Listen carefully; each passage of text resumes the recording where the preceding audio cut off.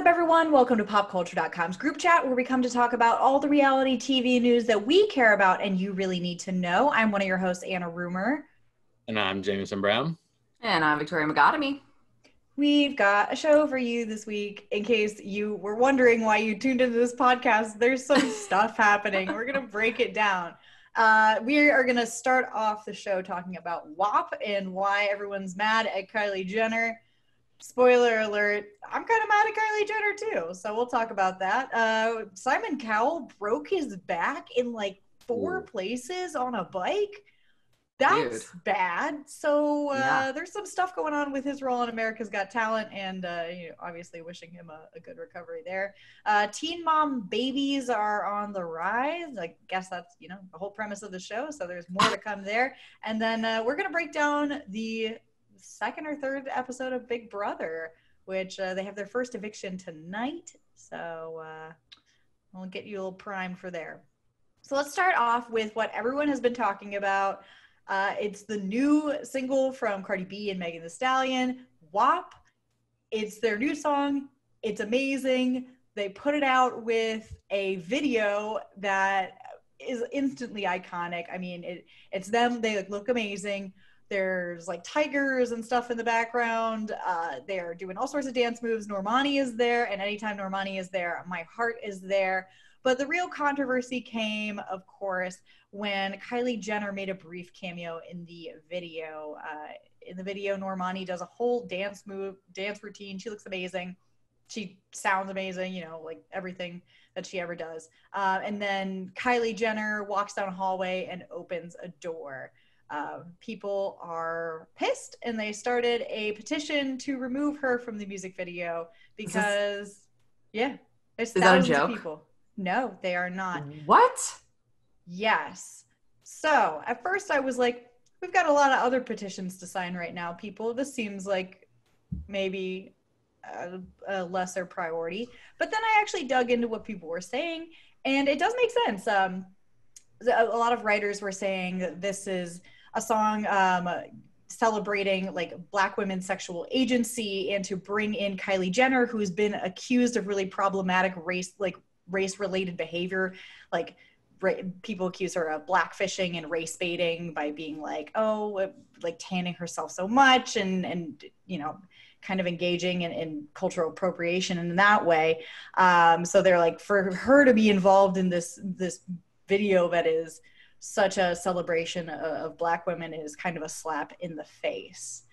Writer Danielle Young tweeted, Normani did all this and Kylie walked down the hall and opened a door. If that's not the perfect visual indication of Black women having to do the most and white women to do the bare minimum to get somewhere, I don't know what is.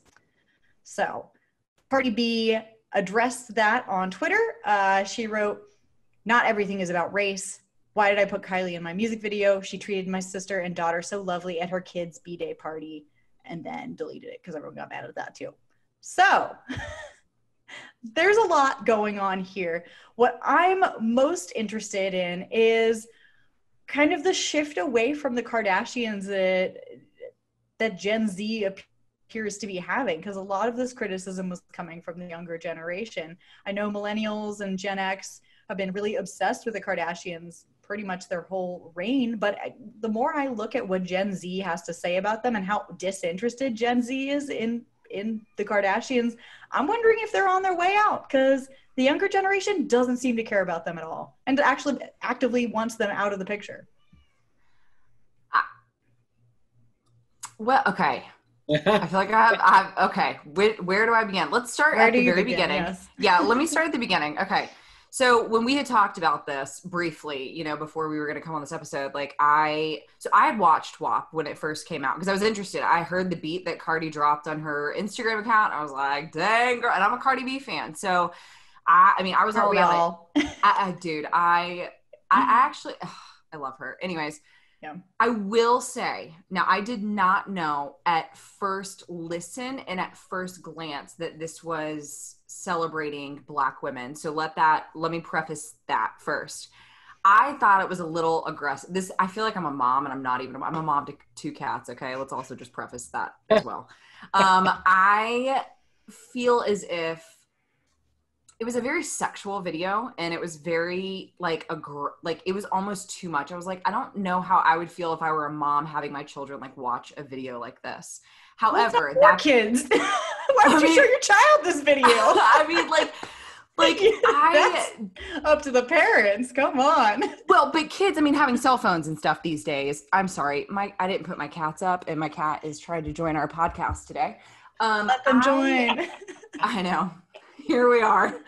The moment that we never wanted to happen is the cats coming on the podcast. I thought it was aggressive for my taste, but again, that was before I knew what this was about. Now, if I think about it as in like, okay, out of everything that anyone could get mad at, Kylie Jenner being in it, like I'm kind of over the Kardashians being in everything and them setting like unrealistic standards. Like I'm over it, because I feel like women these days create so much insecurity because they're like, well, I'm not going to have a waist like Kim Kardashian. I'm not going to have my skin look like Kylie Jenner's. I'm not, you know what I mean? Like there's just unrealistic expectations. So I can see people being just like over the Kardashians.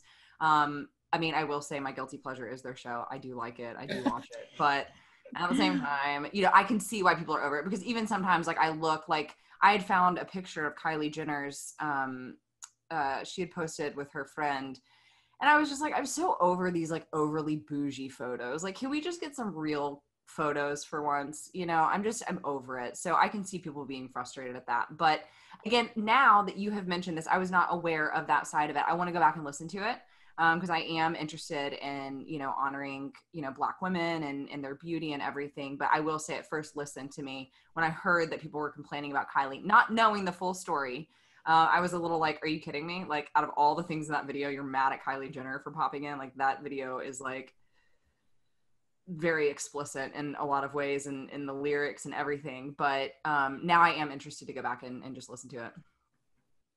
So and you know, everyone's comfortable with like different levels of like imagery and stuff like that. But I do want to point out that the song is getting so much hype because this is one of the first times that, well, first of all, it's amazing. Second of all, it's one of the first times that like female rappers have had the ability to talk about their bodies the way that male rappers have been talking about their bodies for decades. So if you listen to literally, you listen to some of the songs from our childhood, the lyrics are just as explicit, but it's men talking about women as opposed to women talking about their own agency. So if we're looking at it from that perspective, it's like, well, we have a history of explicit music. It just depends on who gets to talk about what and what kind of message that sends to, you know, if we're afraid to see children listening to it. It's like, well, at least they're talking about their own sexuality as opposed to someone objectifying them from another platform. So that's my view on it. You know, we can all have different opinions about that.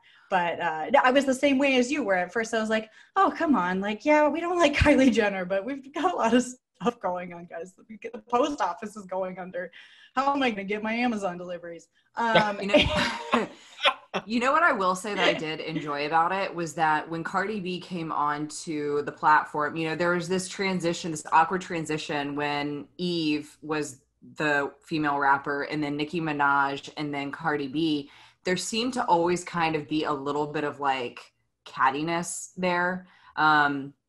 Especially with the Cardi B, Nicki Minaj, like people started becoming divided and all of that. I do love that she welcomed, God, now I'm blanking on her name. Yes. Yes, Megan. Yes. Yeah. I love that she welcomed her, and I felt like I do like that angle. Like she was just like, listen, man, we're two of the baddest in the game right now. Come on, you know? And so I do like that angle of it. Yeah, for sure. And even if they had beef before, there's so much precedent on the male rapper side for male rappers having beef with their like come up. So I don't know if we should brand it as catty when women do it necessarily. That's just kind of the game. But I do really appreciate her because there are so like few female MCs in the game, her bringing her in and being like, hey, let's do this video together. Let's collaborate. Let's put out this song. I did see someone tweet, and it made me very sad about it. It was like, we should all be in the club dancing to this song right now. And I was like, oh, you're right. And we cannot go there. We should not go there, everyone. So that's hopefully one day we can get back to normal. Maybe they'll hold on to playing this song for us once we're allowed to go out. And I say this as someone who hasn't been in a club in a very, very long time, even before we weren't allowed to. But I'll go back for them. Listen, every now and again, I like to fly out to LA and hit up a club for a weekend, and I get it out of my system for the year. You know, you got to go honky tonk in Nashville. Oh no! No, that we don't do. That we do not do. I love to honky tonk. I can't do it, but I have a hat. So that's all you need, and some expensive boots that I've worn once. I love the people that travel here and they deck out in their boots and their cowgirl hat or cowboy Listen, hat. They give you like 7 drinks on Broadway and then they're right next to a boot shop. What do they expect you to do? Not buy boots? Right. Crazy. You're welcome, Nashville's economy. Let's move on to some horrifying news about Simon Cowell. Over the weekend, the America's Got Talent judge broke his back in 4 places, came close to being paralyzed while trying out a new electric bike at his house.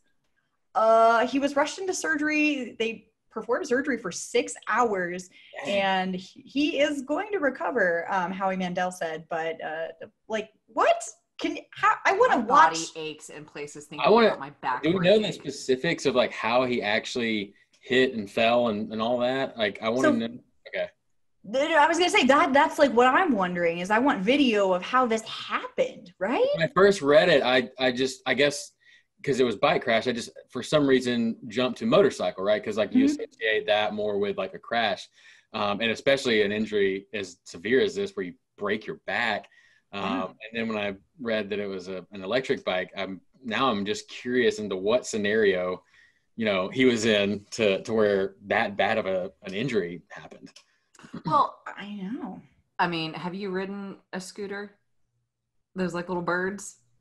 Yes, and I feel like it does not take a lot of momentum. I feel like it does not take a lot of momentum. I'm not saying, I don't think it was one of those scooters, but like it does not take a lot of momentum to almost like have a bad injury from. Not a fan of those things. Oh my gosh. Did you have a bad experience, Jameson? Not me riding them, but like as a person walking on a sidewalk. Yeah. Yes.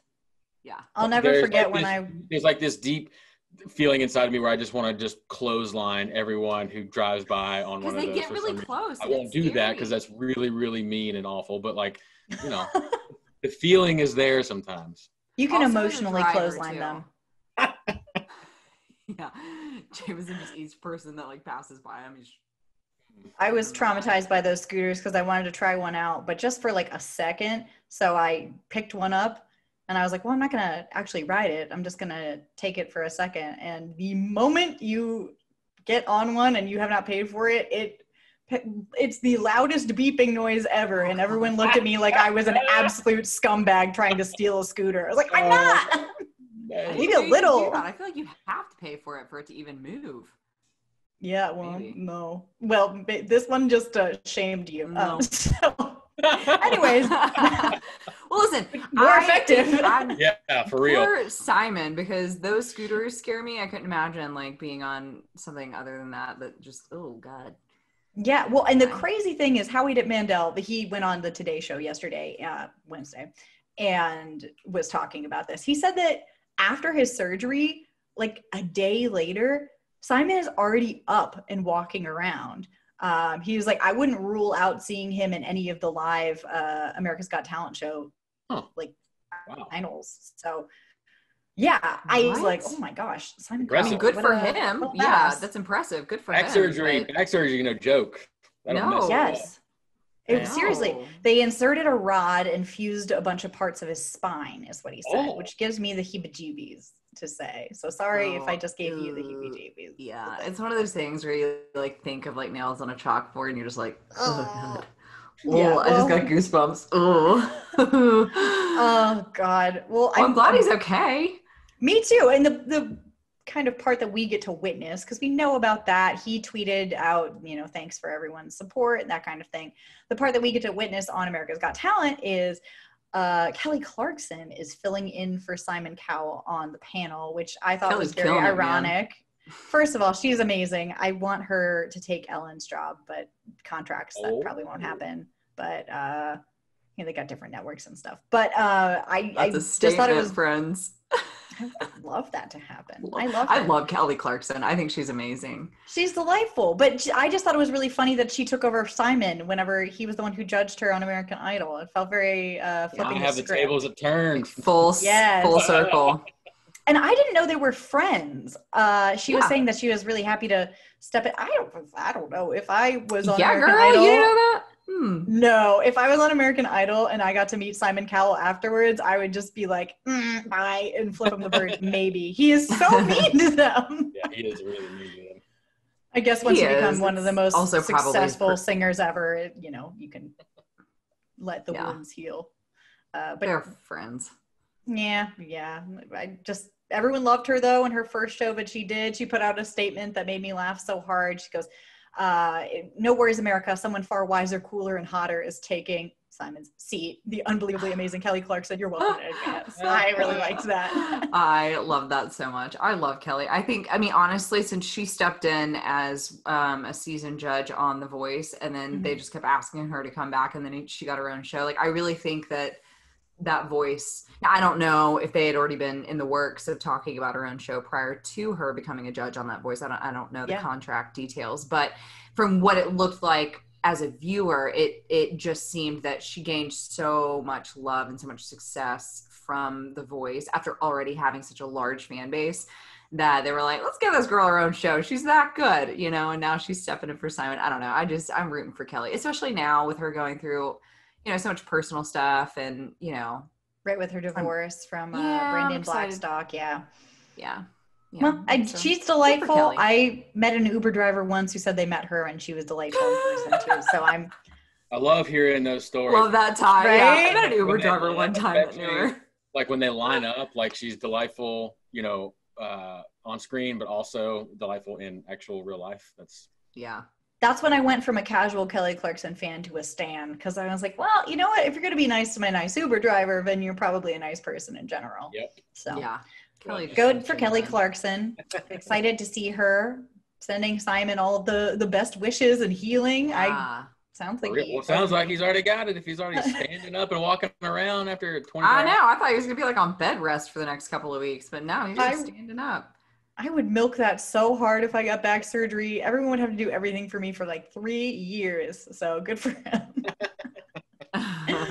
Let's go to an ad break real quick, and then we'll come back, talk about Teen Mom and Big Brother. All right, we are back, and we are breaking down the new Teen Mom babies. There are 2 of them, guys. It is odd how they kind of go on a cycle. I feel like everyone has kids at the same time, which makes me wonder if once one person has a kid, the other ones are like, whoop, I gotta get in there too. Whoop, gotta get a baby storyline. And respect, because they're making a ton of money off of it. So Chelsea Huska, whose last name is now like DeBoer, Chelsea Huska DeBoer, and her husband Cole DeBoer announced that they are expecting their 4th child just last week. They already know the sex, but they haven't told us yet. I'm excited for them because they seem to be genuinely kind of loving and healthy. I think it was a girl. Oh, did they say? Yeah, I think they had announced. I'm going to go double check on my phone. But yeah, I wrote a story, I think. Yeah. Well, I was offline this weekend. Profile real quick. Okay, yeah, this is riveting. I know it is. I will say it's a lot to keep up with because, it's a girl. She had announced. Oh, it's a girl. Okay, well, good. Yeah. Well, so they're going to add. They're having a girl, so they're going to have 3 girls, 1 little boy. They already have Aubrey, who is her 10-year-old from her previous relationship, and then they have Watson, who I think is 3 at this point, and then Lane, who is 2 now. Yes, so that will be 4 for them. Well, I was going to say, which is when they had anticipated. I think she had mentioned sometime last year in an interview that she wanted to have a child around the time that Lane was going to be turning 2. So that was perfect for them. Timing. So I love her. I'm literally obsessed with her. I love that couple. I think that they're so sweet. They get a lot of hate in the Teen Mom fandom because they're boring, but they are boring on the show. But that's how you know that they're healthy, normal people, is because they are boring. I think that's why I like them, because I'm just like, oh my God. Because I do obviously watch the show and I love everyone. I think they all bring a little something different to the table, but when you deal with all the craziness, it is kind of nice. Like once it turns to Chelsea's turn, you're just kind of like, it's like the Hallmark movie. Like, okay, we can breathe for just a second, and then we got to gear up for all the other drama, you know? Yes. Even Chelsea's own dad, he addressed in an interview a while back. I just remember it because it was funny. He was like, yeah, people call her boring. I'm fine with that. Good. It means I like raised I'm sure my child he's okay with that. Yeah. So I'm sure the most exciting part was her being 16 and pregnant and getting on that show. And then ever since then, I just feel like she's just like, I don't know. I love her husband too. Her husband's like the cutest, most supportive dude ever. Like, good for you, man. I know. They're really sweet. Their family's super cute. The only drama they have is with her ex, and they seem to handle that really well as a family. So good for them. I'm hoping that the season will get more pregnancy drama, but not like too intense. But her baby announcement came right after Kaylin Lowry's 4th child was born. So like I said, it's like a cycle. She gave birth to a little boy. His name is Creed. And that's a little bit more drama involved. She and the father of Creed, who is the same guy as the father of her son Lux, it's Chris Lopez. They don't get along. From what I understand, they've never gotten along. So that's always a lot of back and forth drama, and it will play out on the next season of the show. But the baby's very cute, and she filmed herself eating or drinking rather the placenta. So I hear it's healthy, but oh god, that gives me chill bumps too.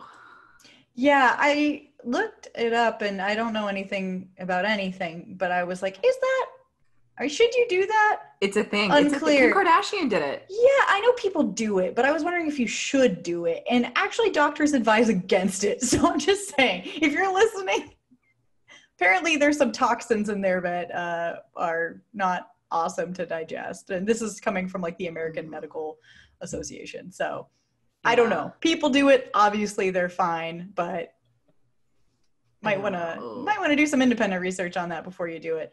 I was going to watch the YouTube video of her making it, but then I thought, why would I do that to myself? And no. No, absolutely not. No. Ew, it just like, ugh. But some people do, crazy things for health. And again, I don't know. I feel like there's always opposing views when it comes to stuff like that. But I take like weird turmeric pills every morning that I guarantee don't do anything, but they're like $20 a month. They do, and they help with inflammation. Okay, I used to take them for my headaches. I can't now because of my heart, but I used to take them for my headaches, and they killed the headache because I couldn't take Advil. They did something for me, so I'm just saying. Listen, I'm still taking them, so what do I know? Let's move on. So that new season is going to come out in September, so we'll have plenty to watch there. Lots of drama. Yes. Let's move on to Big Brother, because I'm fully invested in this season. Have you guys been keeping up? We've got the bummer about recording on a Thursday is the evictions are on Thursday nights. So we're up to the veto. We watched that last night. By the time you guys listen tomorrow morning, which is a Friday, or whenever you listen, we will be behind a little bit. So, give us some slack there. That's just the recording schedule. But tell me, you guys keeping up? What do you think? Yeah. Yeah, you're watching? Obviously I'm watching. I do. I'm just really excited that it's back. And I think it's going to be a good season. We got a lot of good competitors. I think so too. So basically when we last left off, Cody was just the first HOH. And then the show introduced the safety suite twist, which is going to be a lot of fun. So basically at any point in the next 3 weeks, any house guest can enter for a solo challenge. If they win, they and a +1 are safe for that week's nominations, but you can only do it once. So going into the safety suite is very strategic. So Kesar and have they done the +1s in the past? The safety suite's totally new. So that's like a new twist for this season. They've done stuff that's kind of similar, but this is the first like that. And the +1 is definitely new. So Cody was putting up Kesar and Janelle's names because they're both strong players. They sensed that, and they both went in and were, saved themselves from nomination, but also kind of put a target on their back. But obviously it was a good move because they weren't put up for a nomination. Instead, he put up Keisha and Kevin because he hadn't connected with them on an emotional level, which I think is a interesting reason to put people up. There's probably something else behind it. So, we had Enzo won the veto, kept things the same, and we're going to see if it's going to be Keisha or Kevin going home. I personally hope it's Keisha just because I really like Kevin. He was opening up about how he feels a lot of like social anxiety and how he feels that him not connecting with Cody is kind of hurtful for him on a past level based on just not connecting with people in the past and some bullying he experienced. So I'm like, how can you send that guy home? Come on. That's so sad. I know. No, I agree. I don't know. I don't know. I feel like this is going to be a great season. Just speechless at this point. I think it's good. I did love that Cody's plan got screwed up right off the bat, just because those really like dominant, like alpha players. I feel like Cody's going to be a really annoying player. Yeah, that like I'm kind of already like annoyed with him. I feel like he's going to be just an annoying player, honestly. I know that's kind of what I was going at. I was like, well, there's like really dominant players. You're like the annoying ones. I'm like, yes, that's actually what I meant to say. So thank you. Sorry, No, you're right. That's exactly. Usually I hesitate to say stuff like that because I don't want to be mean or hurt anyone's feelings. But oh my gosh, it's Big Brother gameplay. Who cares? Yeah, I feel like he's just gonna be. He kind of already annoyed me. He reminded me of. Hopefully he's not gonna be like. Who was the guy that we didn't like from season 2? Jackson. I feel like I see him not like, hopefully not like in the race way, but like just being that like, I don't know. I was just too good for the other people around you kind of, and feel like you should win things as opposed to working for it. Yeah. So I don't know. We'll see with him. Maybe he can prove himself. I didn't watch his season, so I'm unclear more about his personality. I am excited. A lot of these people were from earlier seasons. Like one person was like, I was on season 4, and the other person was like, I was on season 6. I'm like, I was not watching them. I was a child. I wasn't allowed. I was a child back then. I'm excited to see though Tyler, who's one of my favorite players. I think I've said that in the past. Same. He made it so far in his season because he made final 2s with basically everyone, and then that screwed him over, and that's why he got voted out, or not voted out. That's why he didn't win.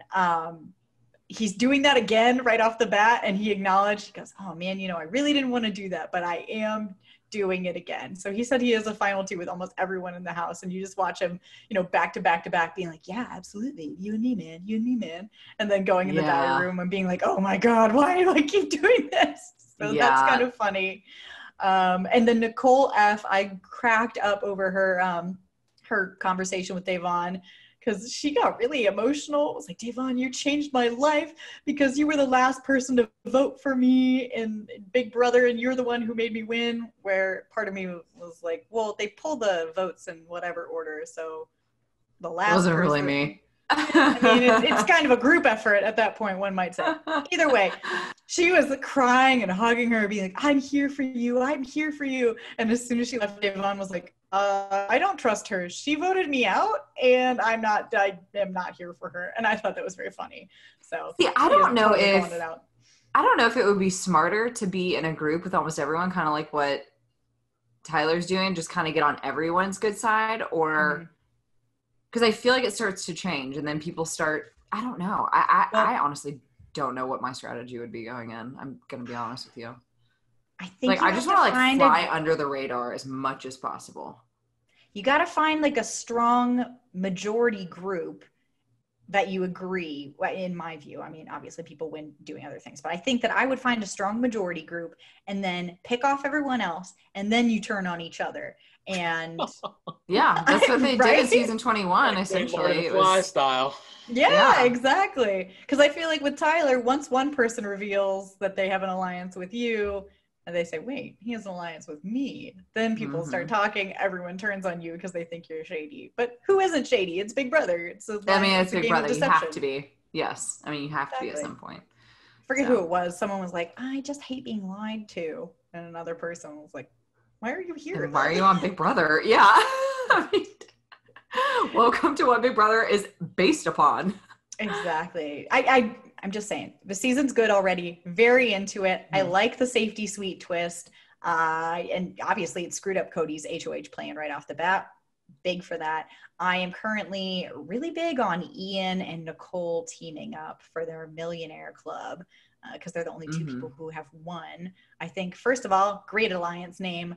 B, I would love for there to be a 2-time winner. I know we should maybe spread the wealth around, but I really like Ian, Nicole too. Well, who, I'm blanking on her name. There was a 2-time winner. She was the first person that was featured when they were introducing the cast. I think Janelle was. I think one of them was a 2-time winner. No, because there's only 2 people who have won the million before. And, but Janelle has played a bunch. I believe she's the one who's spent the most time in the house. There's a girl, I'm telling you, there's a girl, because she said that she had won twice, but it had to have been, well, I guess you can, sorry, this is also me, I'm letting my truth shine on like how little I've watched Big Brother. I really did not start until 2 years ago, so don't judge me, okay? But anyway, there was a girl that won, I think it was maybe she came back for an All-Star before years ago. I don't know. She won 2 times, and I'm like, this girl is a double threat to everyone because this girl knows a thing or two. But I also feel like people know that about her too. I'm about 100% correct that there's not a double winner. I'm like 99.9% sure, but there's not a double winner. I'm gonna slack you. No, I'm gonna slack you. If you're right, I will. I want to pull this up on my computer. I feel like there's a bet on the table. So there is a bet on the table. Because I wrote it down. Okay, I made notes. It's in my notes. I should bet. Yeah, bet a pizza. I'll bet. Yeah, I will order you a pizza if you're right. Yeah. Let's just. I'll Venmo you money for a pizza if. Exactly. I'm Googling it really quickly just so we can settle this right now. Okay, hold on. No, then I'm gonna pull up my notes. No. Okay, let's see. Yeah, no one's done it with us. Okay, no. So Janelle has not. Then maybe I'm misunderstanding. Hold on. I think you are. Episode 1 script. Hold on. Okay. Let's see. Sorry, this is actually horrible podcasting. Just us talking. Anyone? Nicole. She announced what I'm talking about. A 2-time winner. Oh, that's what I'm talking about. You okay?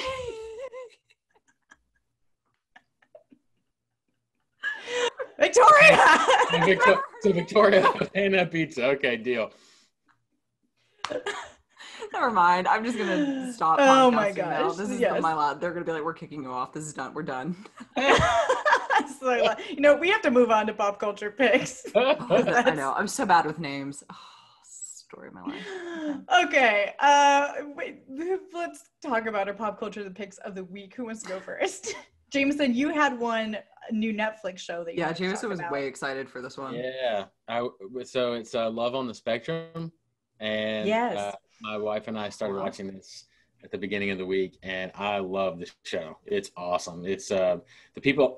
So, I mean, it's obvious. I mean, it brings disability awareness to light in an amazing way, like very, very, it's just so like blisteringly real and genuine. And it's like, it comes through, with every single scenario that's presented. And, it like kind of, yes, it's reality television, I guess, but at the same time, like it really is, you're getting a real good shot into actual, those actual realities, which is pretty awesome. Wait, where does this come on? Because it's a dating show about people who are on the autism spectrum. Mm-hmm. Oh, I've heard of this. And it's Australian based, I believe, because everyone there is Australian. Very charming accents. Yeah, they are so nice and sweet, and it's just so genuine. And there's a guy on there named Michael. He's the best. Michael is awesome. He is just like, it makes you kind of self-reflect and say, why do we bullcrap with everything we say to each other? And because he's everything, it is what he wants, how he feels. He wears it on both sleeves. And it's just very direct with that, very compassionate and caring. Everybody on the show is, and it's funny, it's very real, and it then becomes so reflective. So I love it. It's a great show. It's very good. you know, it's all you said. So if you're looking for like a heartwarming, I was thinking of it like in the reality realm of Queer Eye, where it's like, this is reality TV, but it's not trashy in any way, and it makes you feel good, and it's kind of light in that way. And they do a good job too. Like, I mean, they obviously, there's the dating piece of it where they get set up on dates and go on dates and have those experiences, but they also show the family life too, just as much, with the parents and the family and stuff like that. And it's very, very enlightening to see all of those dynamics. It's really good. Yeah, definitely wreck. What about you, Victoria? I was gonna say, I had a conversation with a friend about that, and they had recommended that show to me, and I just haven't gotten around to watching it yet, but they said wonderful things, and I have to go watch this week now. Yeah, seriously. My pop culture pick of the week, Ed Sheeran and his sweet little wife are expecting their first baby. Oh, so cute. Yes, I love that he has such a cute, like, that was the girl that he kind of brought into his stardom and his fame, and you know, they just, I don't know, they're just a really cute couple. She's got the cutest name. Isn't it like Cherry something? She's got the cutest name. Whenever I was writing about it, you're asking the girl who was arguing with you earlier on Big Brother, so I don't. Hold on, I'm pulling it up. Name blindness. Yeah, Cherry Seaborn. Cherry. I'm so bad with names, guys. Like, let's just preface that as well. I just remember reading about it, and it was like Cherry. I was like, of course Ed Seaborn is marrying this girl named Cherry. That's perfect. They're so cute together. So I'm just excited. I went to a concert of his a long time ago. It was years ago, and he like was gushing over his wife. I think at the time they were not married just yet. They were just together because this was, I mean, years ago. And he absolutely just gushed over her. And I was like, oh my God, please just stay together and get married and have babies and just be a cute couple. And they are. And so I'm happy for them. And it warms my heart. Aw. We need that in 2020, okay? We do need that in 2020. I have a double this week, guys. Ooh. I know. Sorry. This is already a long episode. Yeah. The one will just be quick. Bindi Irwin is pregnant, which is her and her husband, Chandler Powell, got married in March. They got married in the Australia Zoo because of quarantine. And her brother Robert walked her down the aisle, quote unquote, because they're at a zoo. And that's so cute. It makes me feel ancient because I remember her being a child when I was not really a child, but also very happy for their family. And then my second one is I got to talk to Angela Kinsey, who is Angela on The Office. I'm such an Office fan. I know everyone is, and I know that liking The Office is not a personality trait. Don't come for me. But I love her. Talking to her, she's just as delightful as she is on Office Ladies in the podcast, which is so much different, you know, than her personality on The Office, the show. And she's a cat lady too. She is, and so am I. We didn't talk about cats, but I should have, right? I talked to her about cats one time. Get her back on the phone. I need to talk to her about cats. Yes. But no, so we talked about the podcast, and she and Jenna Fisher have been doing together, and she was saying that, you know, after they finish recapping The Office, which is in 3 years, she says if anyone really wants to hear us still talk at that point, maybe they would consider doing another podcast afterwards. So fingers crossed. Hopefully. In 3 years, when I don't remember this conversation that we've had anymore, come back and someone tell me to look out for this. I love that. She's awesome. She is awesome. I love all these awesome people. Way to end the week, guys. This was a good podcast. Yeah. It is. It made me feel good about our life. So don't forget to follow popculture.com. We've got all your up-to-date news. We've got Facebook. I'm on Twitter at Anna Rumor. And I'm at Jameson G. Brown. And I'm at V. Megatomy. And drop us a rating, review, subscription, Apple Podcasts, Spotify, Stitcher, kind of wherever, you know, at this point. And we'll talk to you next week.